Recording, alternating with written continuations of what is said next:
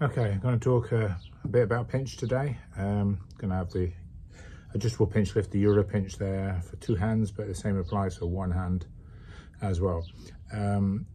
Although pinch is fingertips against thumb, holding, lifting, a lot of people don't know, or maybe do now, but there is a lot of wrist. So every little bit of force you can do this way, even though you don't sometimes see it, will aid you in a pinch lift. So, this in mind, here we have the pinch, and here we have a front load.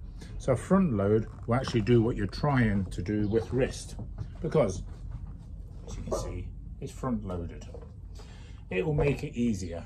So when you lift, like so, it drops to the front to a kind of thing like that. Obviously, on the same thing, if we have it like that, where we have what's called a back load, this will be harder. You won't get as much wrist activity showing.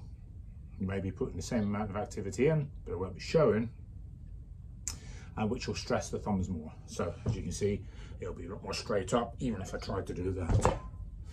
Now, I do use these 2 pieces in training, especially when I'm, and certainly in the past, when I was especially going for big records, either 1 hand or 2 hands, front load, back load, protected, assisted, all sorts of things, which I'll come into it in other videos on this particular period on pinch lift.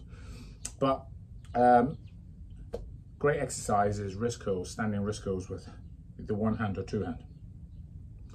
If you feel it's starting to rub or break the skin, we shouldn't be training at all to get any tearing in the thumb webbing. So put a towel over, or some wear some gloves. It sometimes makes it harder. Put some fleece gloves on, but you'll get a lot of work. But you better do a lot of work because you're not tearing this up. But all being said, this exercise here is a great one. Up, wrist curls. Just like that. Now you can even do the holds like that, or the wrist curl reps. Either way, this will get you used to being able to utilize that kind of like synergy from wrist to fingertip, doing something like that. It may not even look like that when you do the big massive lift, but that's what you're trying to do, and that's what you will do. And the big lift, you'll bite it straight away, and you'll come over it, whether it's 2-handed, 1-handed. I suppose the only difference with 1-handed there is a supination and pronation happening. So in your training, guys, you know, at the end of once you've done pinch lifting, do your wrist curls.